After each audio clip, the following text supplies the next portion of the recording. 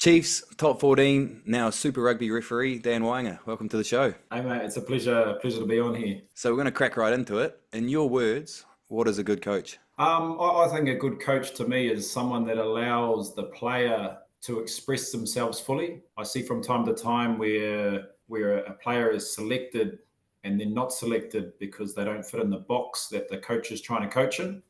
So I'm a big believer that we must understand our kettle as a coach, and then that allows us to be able to coach to a system that suits our kettle. And sometimes I think as coaches, I've had some coaches over the years where we come into a team and they coach a certain way, and if you don't fit that game plan, you don't play.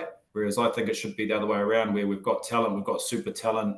We don't want kids to play in a box, so we allow them to play and express the way that they express themselves to their best ability. Do you have any coaches in mind? Yeah, like the one that really stands out for me was probably one of my club coaches, a fellow Des Allen. He really got me to understand that playing to my ability and expressing myself was the best thing for me. Then you got other fellas like I've had George Cornier. He gave me my first opportunity as a magpie playing for Hawke's Bay as an 18-year-old. And he was really big on pushing me just to express myself and be me. And then I've had a couple other coaches, but those are probably the two that really stood out for me and just let me play me and the best rugby that I could play.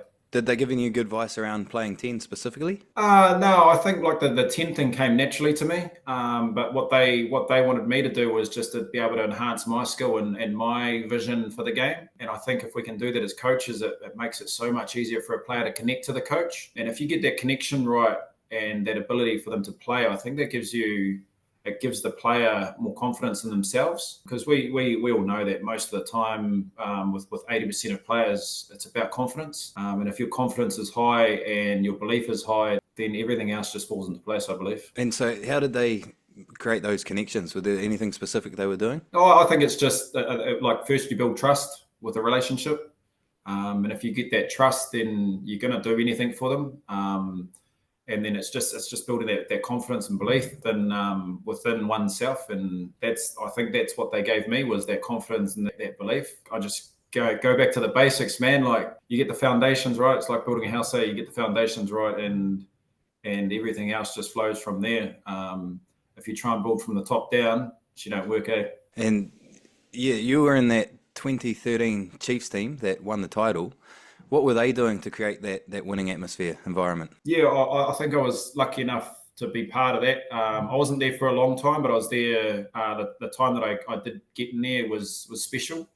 I was with them for about 6 weeks before I took off to France to play in top 14. But it was really player driven. The senior leadership, they didn't take no shit from any of the boys, and if you did, you got called out, or you got called forward. Told to pull your head in, but it was but Renz and the rest of the coaching staff, really, they strove for excellence, not perfection, and excellence was through the whole group. Because I came in halfway through the season, or partway through the season, and I could only stay for that long because I'd already signed to go to France. But it was, for me, going back, like, just the level that everyone was on was exceptional. And it started from the coaching staff through to the senior leadership, through to the players. But everyone knew their role. Everyone knew where they were going, what they had to do, and there was no exception to deviate from that as well. Those player-driven environments, are they your favourite, or do you prefer the coach to have a bit more say into the game plan and how you train? As I said, like, you got to understand your kettle first. And then you put a plan around that, but then it's driven by the players. So for me, it's just getting that balance right. So first, as a coach, you understand your kettle. Once you understand your kettle, then you implement a game plan. But your senior players, or your game drivers, really need to be able to buy into that, and they need to understand the plan as well. Because as you know, once you're on the field, the coach really doesn't have much influence. So if the players are able to drive that as well, then it makes the cohesion of playing into a system a lot easier for everyone. Speaking about game drivers, it's one of the toughest things to actually coach a player is what you want them to do on the field. Have you got any good examples of the way you've been taught to basically drive a game? I probably learned like more about driving a game through my refereeing than I did as a player. I'm quite a within myself person, introverted person, I suppose. And when I look back, I probably didn't lead as the way I should. You get older and you realize, oh shit, I now know this. If I'd have done that back then, yeah, it's in hindsight, like I learned a lot more about game driving through refereeing and watching these top guys drive games. What are you seeing that they're doing that's so important and valuable for a team? Yeah, I think like the biggest thing is about like for your game drivers is about seeing the space, feeling the space, and reacting to the space. And not everyone's a game driver. You might have the best first five in the team or in the competition, but he's not a game driver. So then you've got to find someone to support that. As much as people want their tens to be the driver, sometimes they're not the one to do it. And that's where you got to rely on other positions like your 15s, your 9s, potentially your 12s, your 8s, or your hookers. So there's lots of options to be able to drive a game from for different situations as well. So that's the biggest thing. I think the drivers can see space, they feel space, and then they find the space. So could you expand on what they're actually doing in a game, like how they're communicating it, how they're getting their ball where they want it to be? Man, as I said, I'm a believer that a game driver is someone it's a natural ability. Like you can teach someone, but someone that just naturally has that ability. It's really hard to explain sometimes. People, you talk about natural leaders. It's the same thing in rugby, and people that get it just get it. But you can be taught how to find space, see space, and then get it there. But I think the biggest thing is they're being proactive. The biggest thing is they're being proactive around what the game is doing in front of them. And if you can read what's happening in front of you, moving all the time as well. We're not just sitting and planning. So yeah, I think that's the biggest thing for me is making like we're moving all the time. And we're seeing the space and being proactive. So that gives you the best opportunity to make an impact in the game, I suppose. And have you seen any good exercises or drills that can help develop that skill? For me, a little bit as a 10, like there's different passing drills that we can use to see the space from different situations. So I'm really big on, like, I've got a really good photogenic memory, so I can act out in my head. But like when you're coaching, it's a little bit harder because people don't have the same mind as me. So I've got to be a little bit conscious of that. So try and set up game scenario type things. It might be from a defensive scrum, and you just talk through with different options. So we may go from like a set piece, and we're working on vision of space, whether it be kick, pass, or run. And so if you get a pass from the 9 or whoever it comes from to your 10, and they've got those 3 options, but then within those 3 options, there's actually more options than that as well. So if if the line doesn't come up, we carry. Are we carrying to set up again? Are we carrying to offload? Are we carrying to pass or carrying to kick? Or okay, everyone's up flat. Are we kicking? But what are we kicking to? Are we kicking out? Are we kicking to space? Are we kicking across the field? Are we kicking in behind the line?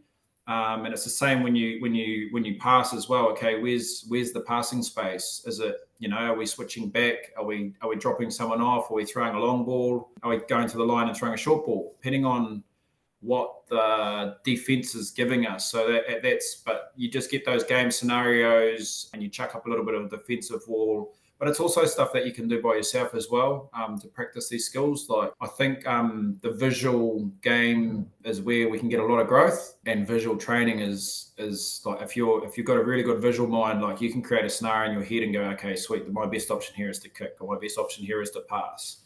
But there's also little drills that you can do up to get those micro skills going as well.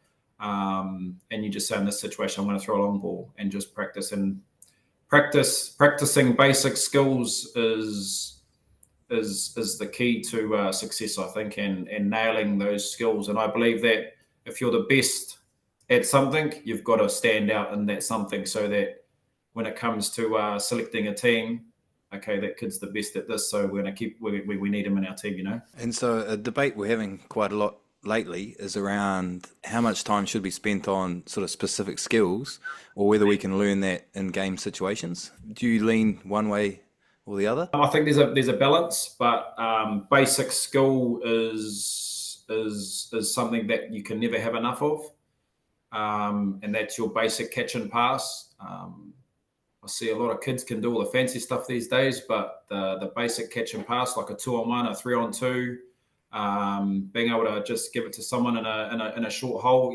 throwing the appropriate pass to the appropriate situation.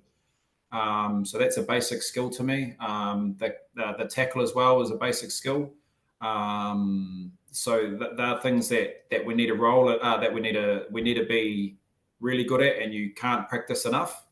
But then also position specific, and every position will have different specific skills that they need to be good at. So I think that's like really important that people need to nail those basic skills of rugby, but then also of their position, and then from that flows on to your team stuff, and then I think if you get the first part right, then the second part flows really nicely. You've been refereeing quite a few years now in Super Rugby. What have you been picking up and learning during that journey? I've seen a little bit of change around, like for me, being a part of the game is the best part.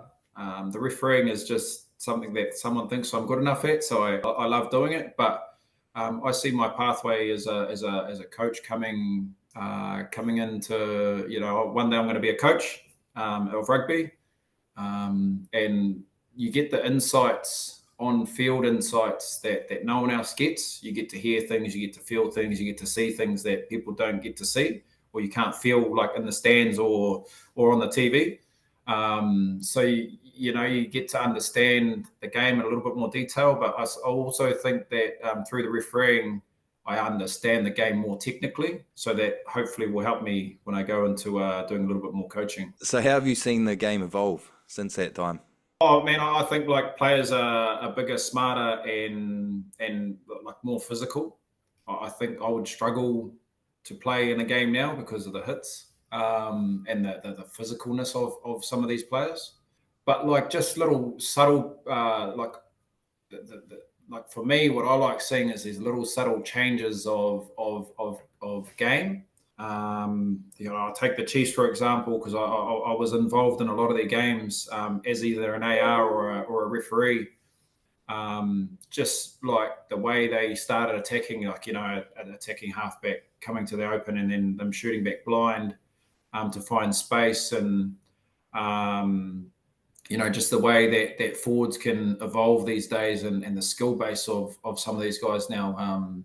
You were an exception, I think, but they've gone to the days when we've got the big guys up front that just carry. They've got to have the skill set as well, and it's impressive to see some of that, but also nailing core role as well. Have you noticed that, like, when you're playing in France, France is obviously very forward dominant, and their forward pack are there to be set piece, do the set piece job. How are you seeing that evolve in New Zealand? I don't know that the game ever went away from the importance of set piece. It's just that I suppose the mindset was different around speed of ball. So when teams are trying to play fast at a scrum, the ball's in and out; at a line out, the ball's off the top, to try and run teams off their feet. Whereas sometimes you've got to front up and match that physical, and I think some of the New Zealand teams are starting to front up and again and say, hey, we can scrum just as well as you guys. So I don't think it's an art that was ever lost. It was just something that was our games slightly changed. But yeah, as you said, it goes around in circles a bit. But man, like my time up in France, those boys were just massive. Like you're not a lock up there unless you're 140 kilos. So I was lucky enough to play with Bryn Evans at Biarritz, and he's an ex All Black lock. He came to our club and he was playing 7 because they told him he wasn't big enough at 120 kilos. So, things like that, like it's just those boys up there are just a different beast. And when you're like, man, you're only 80 kilos, you are just a judderbar, eh? So that's actually quite interesting because sadly that's how your career ended, was in France, obviously with Concussions. Is there anything you think you could have done differently to maybe keep your career going a bit longer? I think it's just the luck of the draw sometimes, man. I probably had more concussions than people should have in their rugby career, and I was just lucky that I had the right people around me to help me make decisions.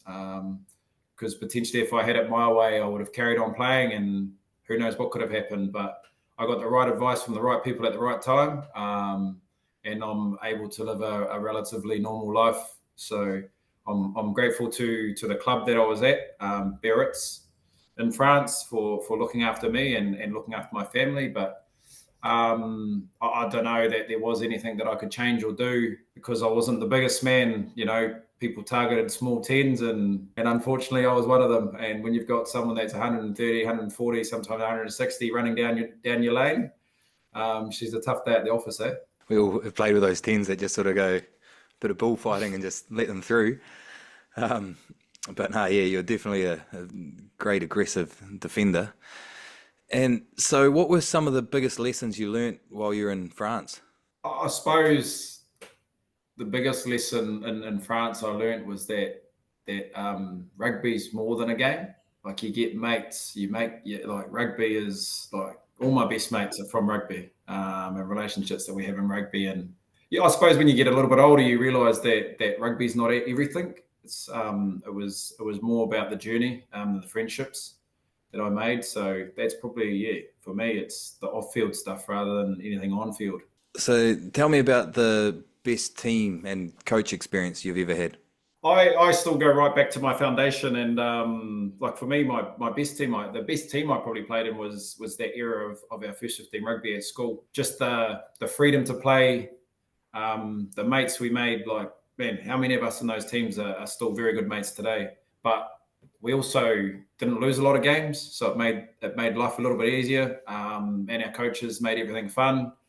And when all through my career, when I found times tough, or you've had enough of this or you had enough of that, I always go back to like that enjoyment factor that I had in those days, and it always done good for me.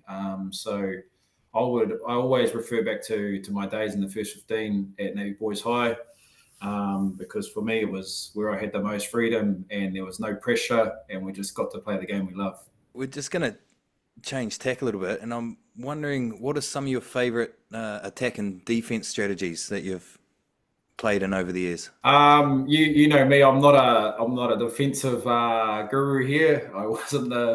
I could tackle, but I wasn't the bravest of tacklers. But in terms of attack, that was me. I'm like the best attack systems I've played in is the ones that have structure to a point, and then you get to play with freedom and play what's in front of you. And I'm a big believer that you build momentum, you dent the line or you break the line, and then you're just playing rugby, man. And I think sometimes some of our kids get caught up in structure too much, that they forget about that ability to play. But I'm a big fan of structures in place to get momentum, dent the line or break the line, and then we just play like that's when the finest rugby comes out in people. When that I talked about it earlier about playing within a box. If we box players, we look boring, it looks shit. But if we allow to express ourselves, we get the best out of, and it's the rugby everyone wants to watch. Do you think we're losing that now in New Zealand? Because obviously a lot of the kids now are playing different sports, basketball, and that there isn't quite that same carryover as there was from all the touch games that we played. I thought that there possibly could be, but it comes in ebbs and flows, and then you get those special players that come through and they just wreak havoc and they destroy everyone. So yes and no, but I think the multiple sports that kids play now is also a good thing, because it gives them a different skill set. And yeah, I think kids coming through these days, their call it their magic skill set, or their X factor skill set is a little bit better than ours. But I think where we were, our area where we were a little bit higher was our basic skill set, but we didn't have the flash stuff. So if we can get that balance right, these kids will be unstoppable. And your kids have come up through the New Zealand coaching system. Are there anything you're seeing from coaches that you really like? I think it's variety and consistency. They play multiple sports. They're getting a variety of coaching, but in those sports, they're getting the same coaches through the grades. And I think because of the variety of coaches they get a wider perspective on things.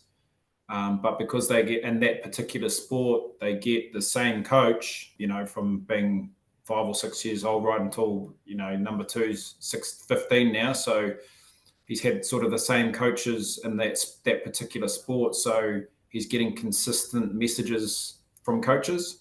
But because, my kids play 5 or 6 sports, they get 5 or 6 different coaches. So 5 or 6 different perspectives. And there's no pressure from me for them to be the best. They've just got to give it their all. And so you're talking about transitioning into coaching. What are you doing to upskill and basically prepare for that transition? I suppose the journey into the coaching side of things, it really started when probably my last couple of years of playing.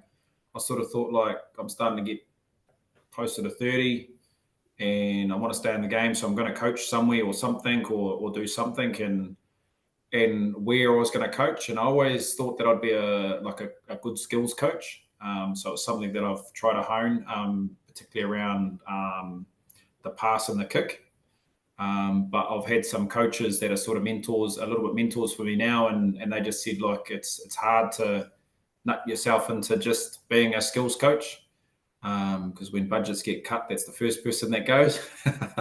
So around that back attack, but also picking up a little bit of skill work if I can, is sort of where I want to go. And that's what I say. The beauty is that I've been one of the closest spectators to the game for the last 7 years with the high performance refereeing in New Zealand through Super Rugby and NBC. So you pick up things that other people don't pick up, and you learn things about how as a coach your philosophies, because you do need to have philosophies around how you want to coach. But as I said, you gotta be able to use those philosophies to the best, so that your cattle gets the best outcomes from it. That's pretty much it, really. Yeah. So I just learning through the last few years, but yeah, now it's just about asking questions to people that I trust and I think are good enough to pass on a message that doesn't confuse me too much. I'm a basic person, basic mindset. So if you start confusing me, it just makes life too hard for me.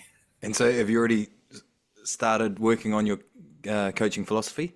Yeah. I was lucky enough to coach an under-15s team today, this year with Willie Tran at Napier Boys, and just implementing a few things there. And then I coached some league as well, which allowed me to expand that a little bit. And then we're fortunate enough to be coaching Napier Boys First 15 next year, so I'll be able to expand that a little bit more. But between now and then, it's about nutting out sort of really what the direction that we can go, or that I would like to go, and getting a little bit more detail in how that works and how that looks. But that's my job, to go away and ask those people that I respect to ask those questions around, will this work or will it not, and why it will and why it won't, type thing. Look forward to watching the old Sky Blue in action next year. So we're just going to finish with 3 quickfire questions. The first is, as a player, what are 3 non-negotiables that you expect from a coach? I think the biggest one is being straight up. I'm one that likes feedback. If you know something, tell me. So that's one thing for me. If you know something, tell me. Be straight up, and don't beat around the bush, man. Nice, straight to the point. And what advice would you give to your teenager self? I think for me, it's the biggest thing is about remembering that we're in a privileged position to be able to do this, but just continue to work hard, and the rewards will come. Even in the tough times, that's when you got to work hard. So just enjoy it. First of all, enjoy it. And I think that's what I forgot about a little bit through some of my careers. And you started treating it like a job. But when we enjoy it, we get the best out of ourselves, I think. And what's the best piece of advice you'd been given? It's probably the same thing, man, around that enjoyment piece. Like I've had coaches that have seen that I'm not enjoying things, and they just give you that little nudge or that little reminder, whether it be when I was playing or when I was refereeing. And it's a really, really important piece, I think, to what we do, because it actually takes pressure off us as a player or as a referee, and then once again it allows us to express ourselves fully as well. And what habits helped you basically get to become a professional player and stay as a professional player? My personality is an addictive personality. So I don't like to lose. I'm very, very competitive. Ask my kids. If there's a skill that needs to be learned, I'll learn it, and I'll keep learning. I'll keep doing it until I think I'm good enough to be at that level with it. So yeah, I think that's one thing for me, is that was very good. I'm a serious competitor that hates to lose, and I have an addictive behaviour that likes to I wouldn't say perfect things, but get it to excellent levels. Last question. What advice would you give to coaches? Oh yeah, I'll just say from the start of our conversation, it's around about understanding your cattle, and then coaching your philosophies to your cattle, and not coming in with a philosophy and having your cattle adapt, because you'll get more out of your team that way than you will trying to be in your little square box and tell them that they're doing it this way. Awesome. And just anything else you'd like to add for any listeners out there? No, I think like the biggest thing is that we all love this game, and for me, we must enjoy this game too. And when times get tough, we've got to think about what makes us feel good inside, and remember that's why we're doing the things for the game we all love.